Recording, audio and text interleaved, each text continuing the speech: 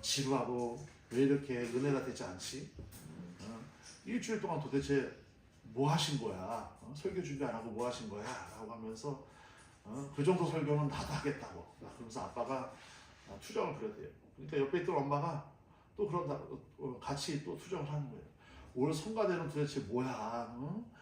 지휘자 따로, 반주자 따로, 성가대원 따로, 아침에 밥들 안 먹고 왔나, 소리도 안 들리고 아주 엉망이었어. 그러니까 또 둘이, 엄마랑 아빠랑 또 둘이 뭐라고 하냐면은, 오늘 점심은 왜 이렇게 짠 거야?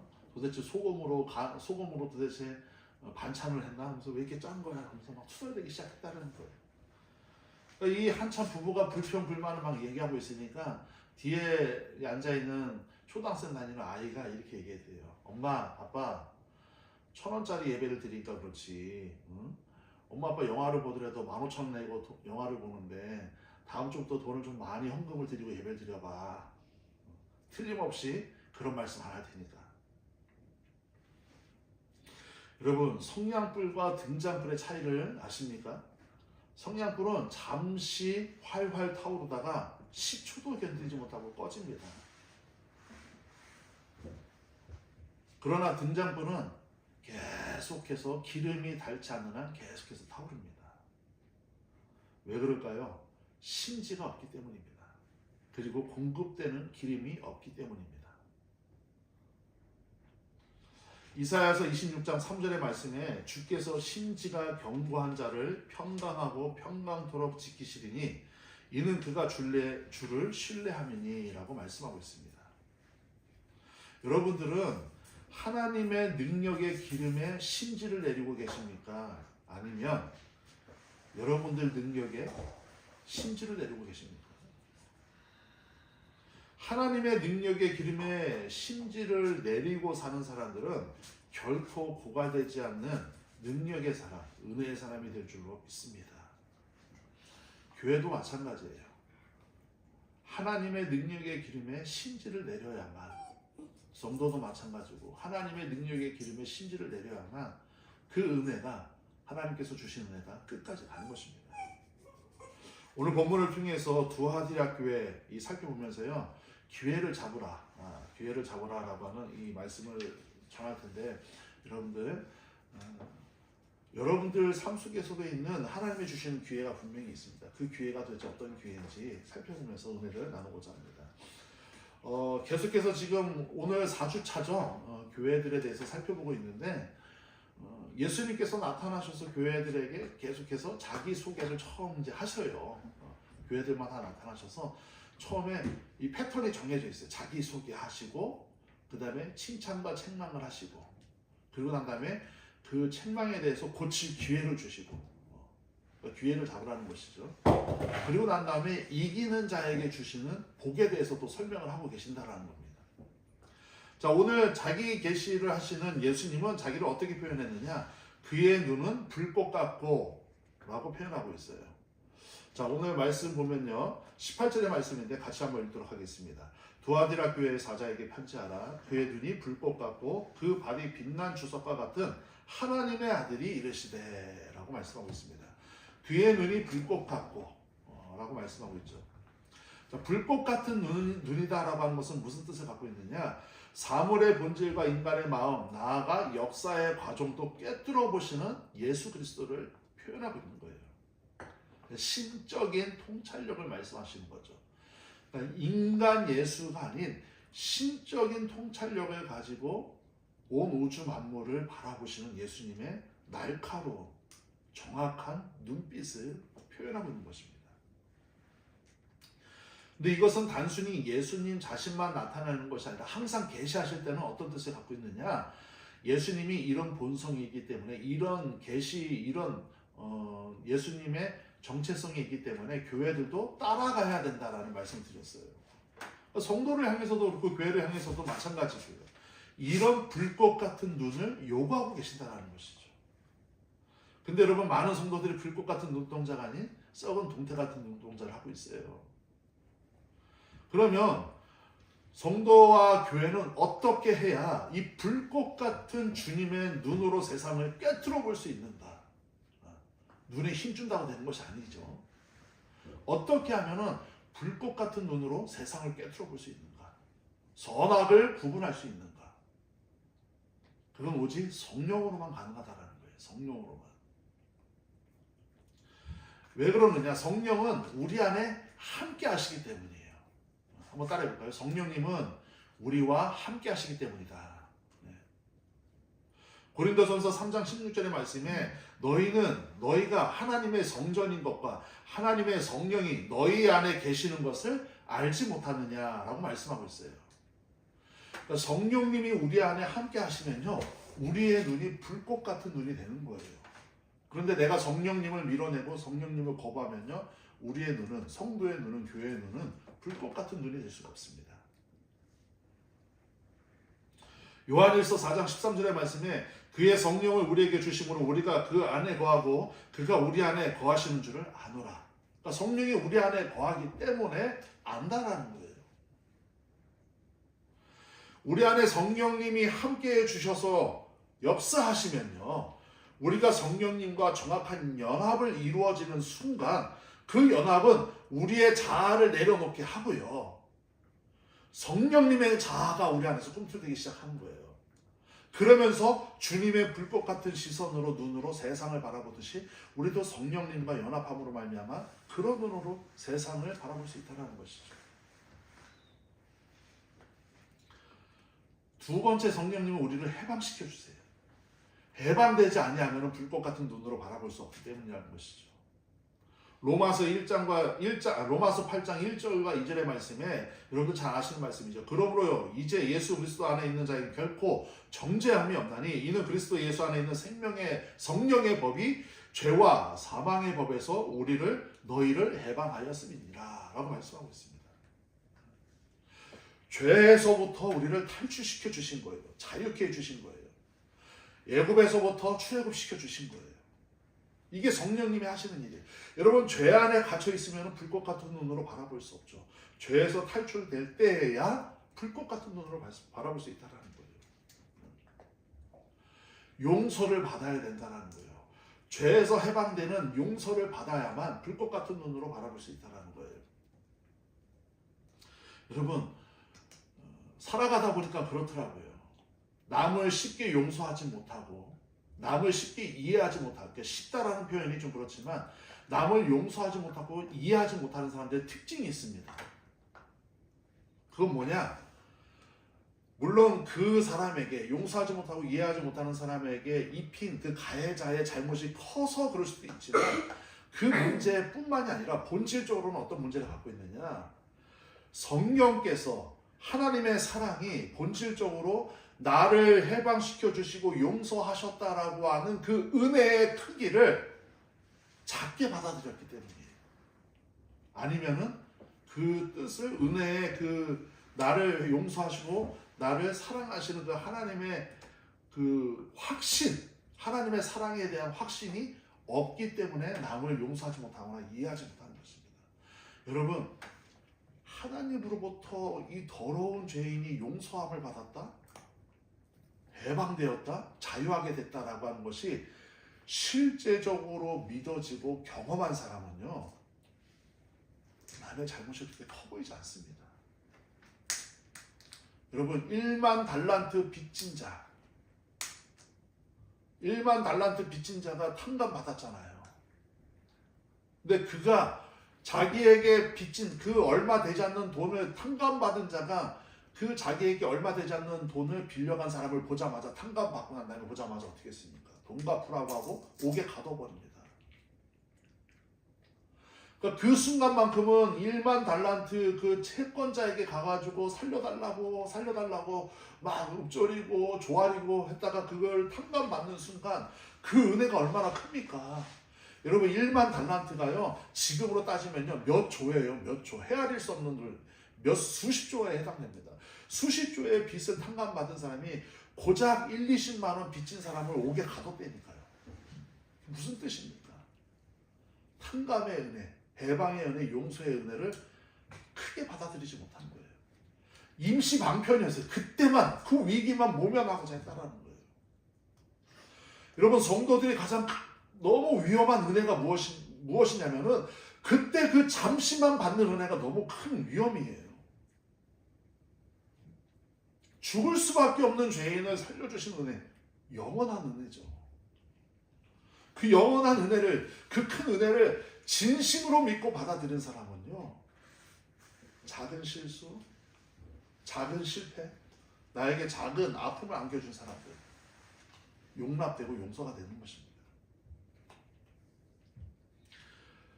그런 시선, 그런 은혜를 입은 자가 빛난 이 눈동자, 빛난 눈동자로 세상을 바라보는 거예요. 예수님처럼. 그리고 성령님은요, 우리 안에서 증언해 주세요. 증언해 주세요. 로마서 8장 16절의 말씀에 성령이 친히 우리의 영과 더불어 우리가 하나님의 자녀인 것을 증언하시나니 라고 말씀하고 있습니다.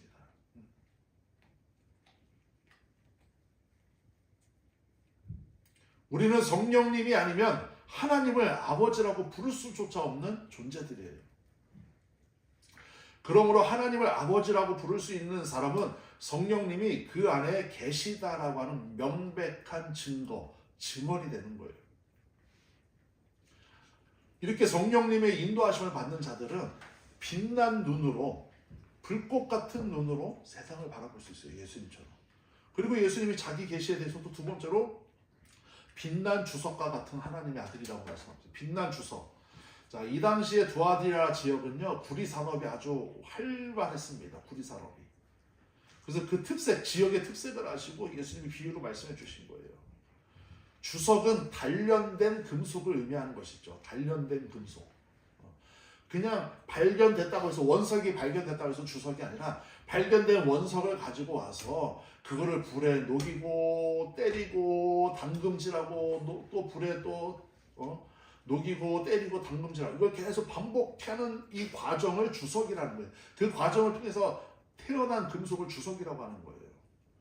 근데 빛난 주석과 같은 분이시래요, 예수님이. 이것은 단련된 주석의 강인함을 상징함과 동시에 그 주석의 광채, 그렇게 몇 번의 과정을 통해서, 연마의 과정을 통해서 이 나타난 불이라든가 다른 이 귀금속들은요, 그 광채가 나기 시작합니다. 거기에서.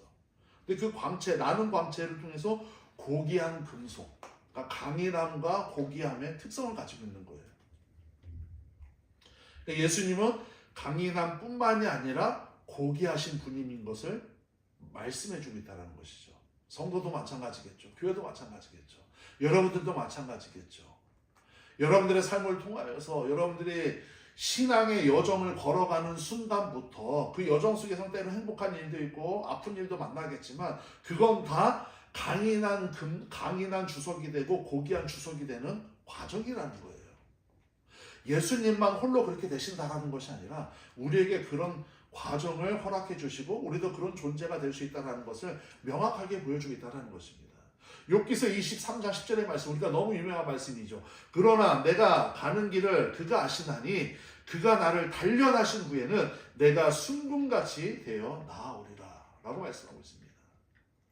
여러분, 인내는 우리를 강인하게 할 뿐만이 아니라 고귀하게 하는 거예요. 인내를 통해서, 연단을 통해서 단순히 우리가 뭐 세상 말로 맷집이 좋아졌다, 강인해졌다, 이런 표현, 이런 뜻만 있는 것이 아니라 그런 인내와 연단의 과정을 통해서 성도는 고귀해지는 거예요. 그 색깔이 아름다워지는 거예요. 그 향기가 아주 좋아지는 겁니다. 예수님도 마찬가지셨죠. 자기 백성들을 위해서 이 땅에 내려오셨는데 끝까지 외면하잖아요. 자기 백성들이 예수님. 조롱하고 침뱉고 십자가에 못 박고. 그럼에도 불구하고 예수님은 견디셔야 했어요. 인내하셔야 했어요.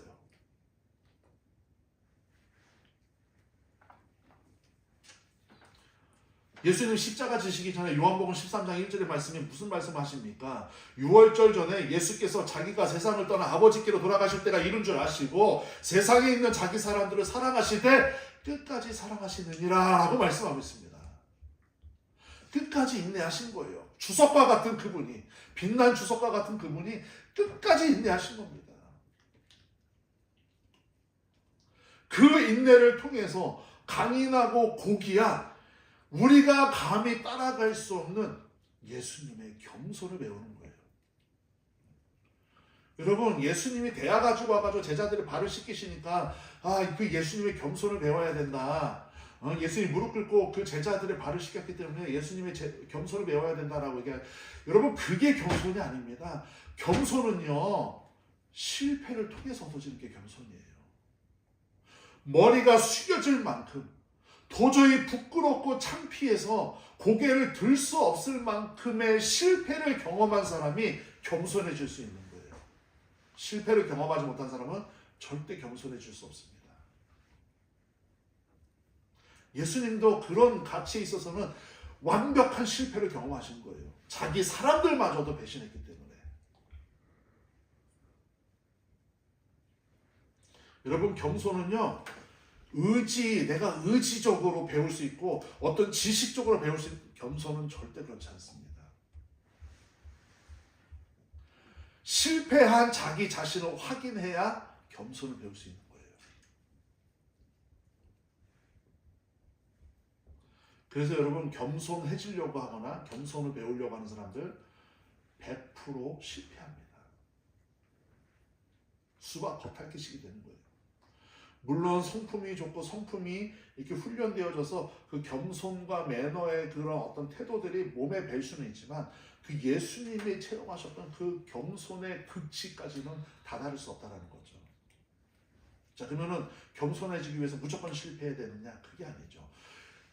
여기서 실패라고 하는 것은 내가 죽을 수밖에 없었던 죄인이었다라고 하는 것을 분명하게 자각하고 내 힘으로는 이 죄의 문제를 해결할 수 없었음에도 불구하고 예수님께서 내 죄를 해결해 주시고 이 죄인 된 나를 용서해 주시고 구원해 주셨다라고 하는 확신, 그 확신이 명확하게 든 사람들이 겸손해질 수 있는 거예요.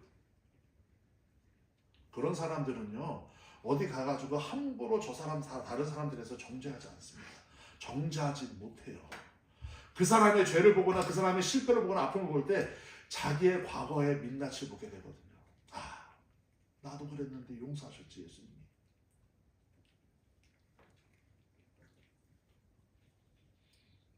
이렇게 불꽃 같은 눈동자와 빛난 주석의 성품을 가지신 예수님께서 교회들에게, 우리 성도들에게 당신의 성품에 대해서 따라와라, 같이 하자라고 요구하고 계시면서요, 이 두아디라 교회에게 회개할 기회를 주세요. 회개할 기회를. 우리 오늘 본문 말씀인데 우리 20절과 21절까지 한번 읽도록 하겠습니다. 시작. 그러나 내게 책망할 일이 있노라. 자칭 선지자라는 여자 이세벨을 내가 용납함이니 그가 내 종들을 가르쳐 깨어 행음하게 하고 우상들의 제물을 먹게 하는도다. 또 내가 그에게 회개할 기회를 주었으되 자기의 음행을 회개하고자 하지 아니하는도다. 자, 예수님께서 이런 성품을 가진 예수님께서 회개할 기회를 분명히 주셨다라고 말씀하고 있죠. 근데 회개할 기회를 주시기 전에 누구를 소개하고 있냐면은 이세벨을 소개하고 있어요. 이세벨은 여러분 잘 알다시피 북이스라엘의 7대 왕 아합의 왕비죠. 이세벨은 이스라엘이 우상 바알을 끌어들여 여호와 유일 신앙, 그러니까 하나님만 유일하신 하나님이다라고 하는 그 신앙을 무너뜨린 장본인이에요. 악녀죠, 악녀. 최고의 빌런 중에 빌런입니다. 성경에 나타나는. 그리고 이스라엘의 숱한 이 예언자들, 엘리야 선지자를 포함해서 예언자들을 살해합니다. 죽여버려요. 대표적으로 엘리야 선지자를 협박하죠. 엘리야 선지자가 얼마나 이세벨이 무서웠으면, 여러분, 엘리야 선지자가 바알 선지자 800대 1로 싸워서 이기신 분이에요. 근데 이세벨이 얼마나 무서웠으면 이세벨이 직접 죽인다고 협박한 것도 아니고 사환을 통해서 그 이야기를 들었는데 엘리야 선지자가 무너져 버려요. 여러분, 살다 보니까요, 커다란 문제가 우리를 무너뜨리는 건 아니더라고요. 오히려 커다란 문제를 만나면요, 정신 차리고 기도하는데, 우리를 무너뜨리는 것은 커다란 문제가 아니라 우리 삶 속에서 조금씩 가랑비 옷젖듯이 자잘한 문제들이 우리를 망가뜨리더라고요. 넘어지게 하고요. 작은 상처들, 작은 오해들, 작은 실망들로 인해서 무너지는 경우가 너무 많아요. 이게 바로 이세벨의 수법입니다. 이세벨의 수법. 그런데 두아디라 교회에도 선지자 이세벨이 존재했다라는 거예요. 이게 무슨 뜻이냐면요. 두아디라 지역은요. 그 두아디라 지역에도 마찬가지로 신전이 있었는데 트림나스 신전이라는 신전이 있는데 여기에는요. 여사제들이 항상 상주해 있었어요. 여사제들. 이 두아디라 교회에 들어온 이 이세벨이라고 하는 여자가요. 진짜 이름이 이세벨이었는지 아니면 상징적으로 이세벨을 썼는지는 정확하게 기록되어 있지 않지만 아마 상징적인 표현으로 이세벨이라고 불렀을 것 같아요. 근데 이 두아디라 교회에 트림나스 신전에서 여사제로 있던 사람이 들어오는 거예요. 근데 이 여사제가 단순히 여사제가 여러분 뭐 말이 좋아서 여사제지 트림나스 신전에서 제2의식 제사를 드릴 때 이 여사제들이 합법적인 창녀 역할을 한 거예요. 거기선 제사를 막 드리면서 나중에는 이 클라이막스에 갔을 때는 여사제들하고 이제 그 성행위를 함으로 인해서 그 어떤 제사의 클라이막스에 도달하는 그런 의식들이 있었거든요. 그런 데서 일했던 여자가 두아디라 교회에 들어온 거예요. 여러분 직업에 귀천이 없고 물론 창녀든 도둑이든 누구든 교회에 올 수 있습니다. 근데 문제는 뭐냐? 그게 문제가 아니에요. 그냥 받아들인 거예요. 아까 가랑비에 옷 젖는다고 했잖아요. 그러니까 이 이세벨 트림나스 신전에서 여사제로 일을 했던 이 이세벨이라고 하는 이 여자를 그냥 받아들인 거예요. 오늘날로 얘기하면은 그래도 최소한 세가족 훈련이라도 좀 시키고 구원의 확신이라든가 어떤 회개라든가 이런 어떤 과정도 없이 그냥 용납한 거예요. 더 심각한 건 뭐냐? 나중에 이 여자가 그 두아디라 교회에 선지자가 됩니다. 영적인 지도자가 돼요. 삶은 하나도 안 변했는데. 이게 후에 몬타니즘으로까지 확대됩니다. 이 몬타니즘이 AD 150년경에 아주 활달했는데 이 요한계시록을 작성했을 때가 AD 90년경이거든요. 90년에서 95년. 그러니까 이 이세벨이라고 하는 이 여사제, 트림나스 신전에서 일했던 이 여자가 두아디라 교회에 들어오고 난 뒤에 50년이 지나고 한 50년, 60년 정도 지나고 난 다음에 어떻게 됐느냐? 이 두아디라 교회는요, 완전히 몬타니즘으로 그냥 물들어버려요. 몬타니즘은 뭐냐? 극단적인 신비주의예요. 극단적인 신비. 오직 체험으로만, 체험. 굉장히 주관적이죠. 뭐 말씀이든 뭐든 이런 거 하나도 필요 없어요. 그냥 체험으로만. 막 방언하고 통변하고. 방언과 통변이 잘못된 건 아닌데 주관적인 판단으로만 되는 거예요. 그러니까 굉장히 이단이죠. 이단. 신비주의 이단. 예수님이 그걸 아시고 좀 경고하시는 거예요. 지금.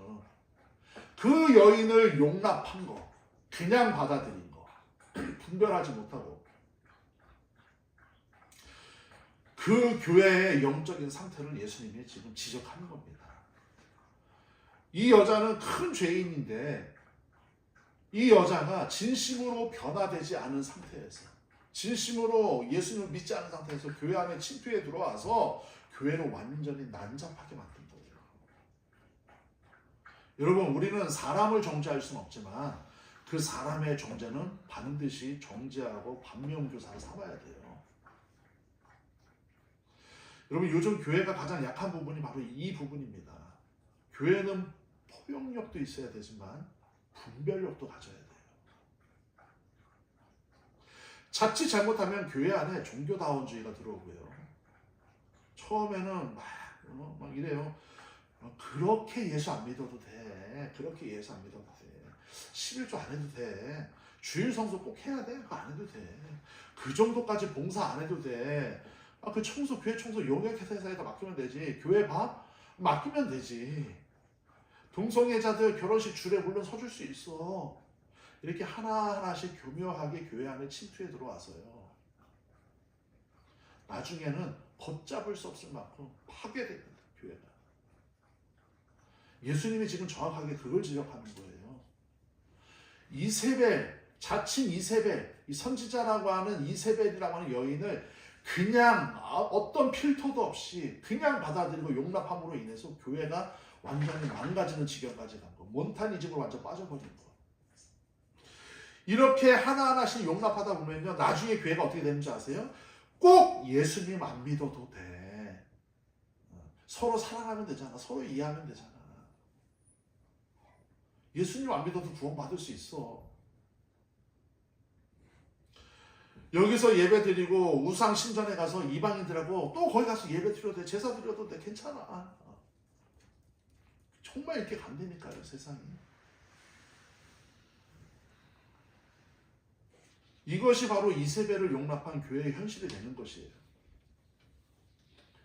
여러분, 교회가 무너지는 것은, 신앙이 무너지는 것은요, 어떤 외부의 공격으로 인해서 무너지는 것이 아니라 우리 안에 이렇게 작은 일들로 침투해 들어오는 이세벨, 작은 이세벨들을 하나하나씩 그냥 여과 없이 받아들이고 용납하고,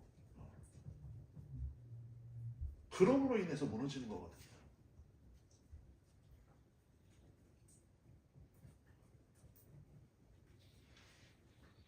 그럼에도 불구하고 예수님께서 우리에게 회개의 기회를 주셨어요. 이 이세벨, 이 사건을 두고 회개할 기회를 주셨어요. 21절의 말씀인데 21절과 21절의 말씀 읽도록 하겠습니다. 또 내가 그에게 회개할 기회를 주었을 때 자기의 일면을 회개하지 아니하는도다. 자, 이렇게 말씀하고 있어요. 회개하지 않았다라는 거예요. 기회를 주었으면. 22절에 볼저다 내가 그를 침상에 던질 터이요 또 그와 더불어 간음하는 자들도 만일 그의 회개를 회개하지 아니하면 큰 환난 가운데 던지고. 그러니까 이세벨은 아예 회개할 마음이 없고요. 이세벨과 함께한 자들도 기회를 주신다는 거예요. 22절에. 그러나 회개하지 아니하면 큰 환난 가운데 던져버린다라는 뜻을 갖고 있어요. 말씀을 하고 있어요.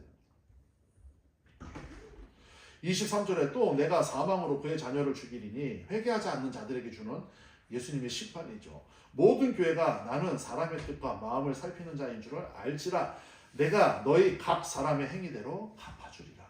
여기서 행위는 무엇이냐? 회개하지 않는 강팍함이죠. 교만함이죠. 24절에 두아디라에 남아있어 이 교훈을 받지 아니하고 소위 사탄의 깊은 것을 알지 못하는 너희에게 말하노니 다른 짐으로 너희에게 지을 것이 없노라. 자, 여기 24절의 말씀이 아주 우리가 봐야 될 것이 있는데 사탄의 깊은 것을 알지 못하는 너희들에게 라고 말씀하고 있어요. 사탄의 깊은 것. 그러니까 여러분, 사탄이 생각 없이 우리에게 막 들어오는 게 아닙니다. 사탄의 아주 깊은 전략과 사탄의 아주 깊은 생각으로 우리 성도들에게 교회 안에 침투해 들어온다는 거예요.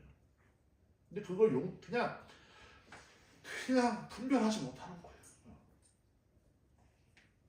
자, 아까도 말씀드렸잖아요. 교회는, 성도는 포용력도 있어야 되지만 분별력도 있어야 된다고. 근데 그건 어떻게 해야 하느냐? 불꽃 같은 눈을 가져야 되고요. 빛난 주석과 같은 발을 가져야 돼요. 성도가 예수님처럼. 성령 안에서만 가능한 거예요. 그럼에도 불구하고 예수님께서 이렇게 하지 못한 자들에게 회개할 기회를 주셨어요. 회개는요, 유턴이에요. 우회전 좌회전이 아닙니다. 다시 회개하는, 유턴하는 겁니다. 여러분, 기차를 잘못 탔으면요 내려서 다른 기차를 타는 게 맞잖아요. 잘못한 기차 안에서 아무리 착한 일하고 선행을 한다고 해서 남을 도와준다고 해서 회개가 되지 않습니다. 목적지에 가지 않아요. 잘못한 기차는 내려서 다시 내가 가야 할 기차를 타야 되는 거예요.